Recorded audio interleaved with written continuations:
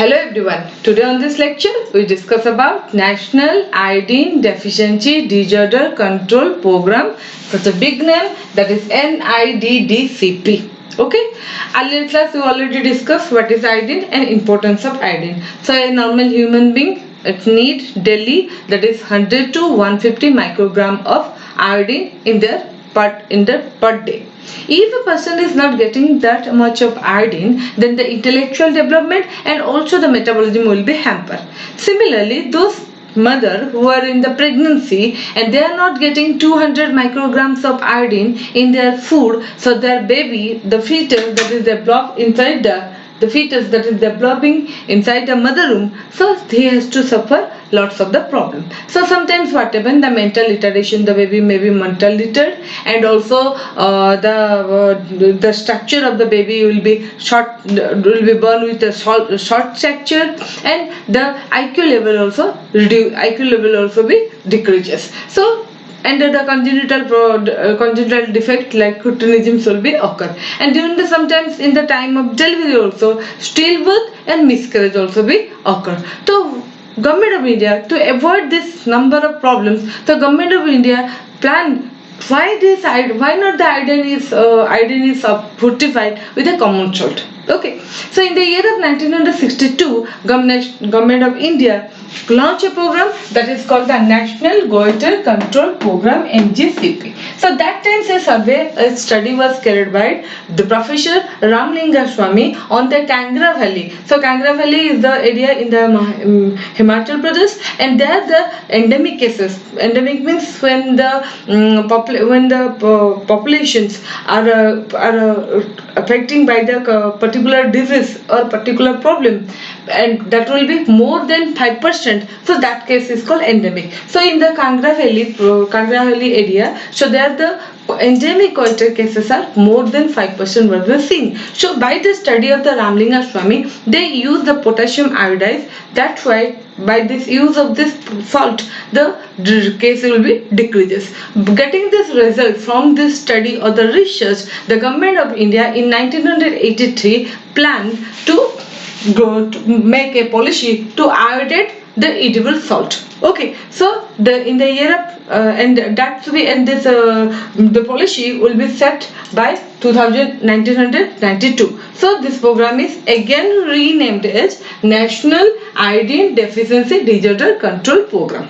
Okay, so if you see the epidemiology of the iodine deficiency disorder, then you find in the worldwide the 2.2 billion people are affected with iodine deficiency disorder, and all in India that time all the state and union territories are affected. Peoples are affected with endemic goiter. If you see the ratio of the female to men, then female are more affected, that is 4:1 as compared to male, and it is mostly seen in the geographical area like the mountainous area where the salt and the water that doesn't contain iodine compound, iodine mineral. So this is the epidemiology. Next, the government make in the year 1983 to make a policy to iodate the salt. So this is the logo of National Iodine Control Program. So this is called the laughing sunflower. So it is the shape of the sunflower, but in the laughing face. So this is the logo. Next, see the aim of this program. So the aim of the program is to reduce the prevalence by all age less than 10%. In all the ages, so it will be prevalence rate will be reduced. So we have to reduce the prevalence rate in all age by 10%.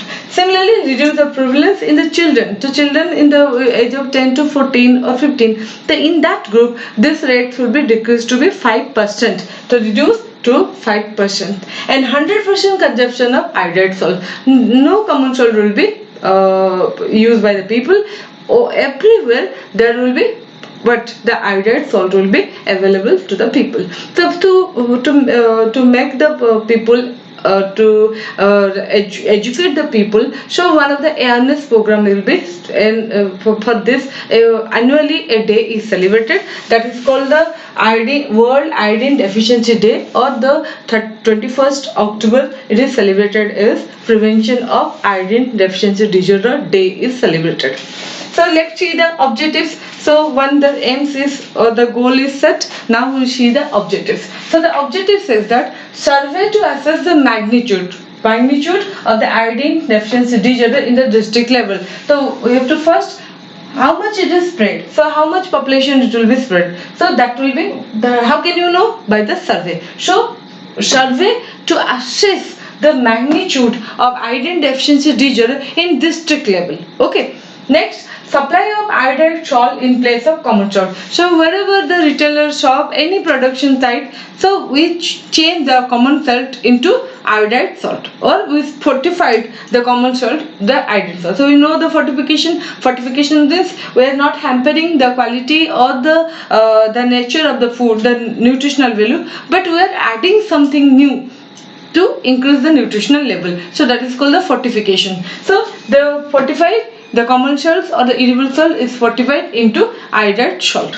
Second, resurvey, again resurvey to assess the iodine deficiency disorder and the impact of salt. So after taking up the iodized salt, after 2 to 5 years, so we have to again resurvey the particular area. So the resurvey to assess the iodine deficiency disorder and the impact of the salt. What are the before they are taking iodized salt, that time the prevalence rate, and after taking of the iodized salt near about 2 to 5 years after, so what is the status of the iodine deficiency disorder and the impact of the salt. Next, lab monitoring and the urinary iodine excretion. So the best way in a population, how can you know the iodine is not properly is properly utilized? So by the urine examination in a large population, we can come to know conclusion that they are actually taking the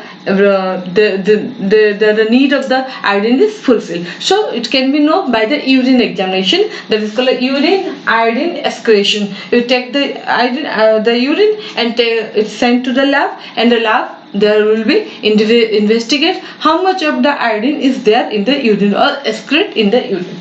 Next, health education and the publicity, that is very much important. Publicity, through the publicity we can aware, or we can send the message to the people by TV, television, by radio, newspaper, posters, and by the role plays. So we can aware the people about the importance of iodine and how the iodine will be supplement to the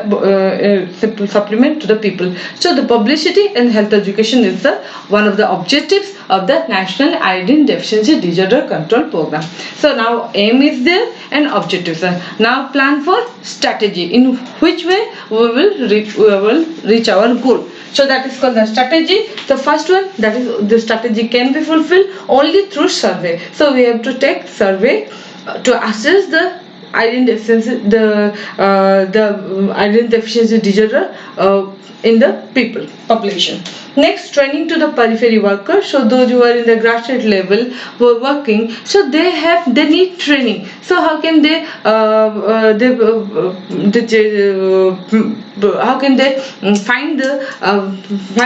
detect the case of iodine deficiency disorder? So they need some training, those who are working in the periphery level. Next, establishment of district Goiter control program. So in district, there will be Goiter control unit or cells are there for the investigation, or the people go for investigation. Next, IEC, that is the information, education and the communication activities should be carried out by the health workers and the health professional to aware the people about the consequence of the iodine deficiency disorder.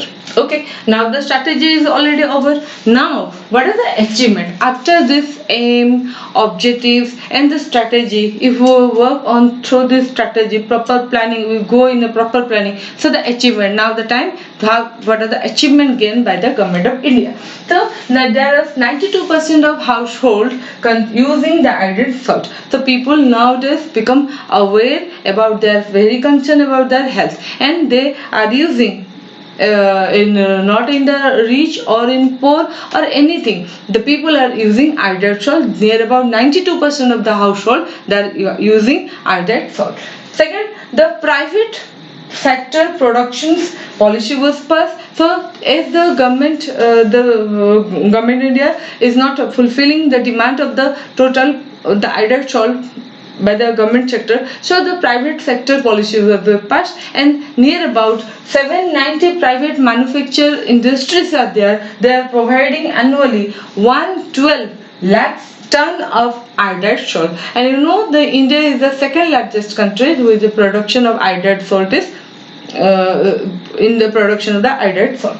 Next, banning of the non-iodized salt under the Prevention of Food Adulteration Act. So those who, the retailer shop or the production side, they are not they are selling the common salt without without identification, without iodination. So that to be banned. So no, anywhere there will be this non-iodinized salt is not fine. So banning should be takes place those who are selling the common salt. Okay, so this is the achievement that is gained by the Government of India after the following the aims and the objectives. So I hope you understand the National Goiter National Iodine Deficiency Disorder Control Program, and this is this program, when this program was launched, and why the name is become changed,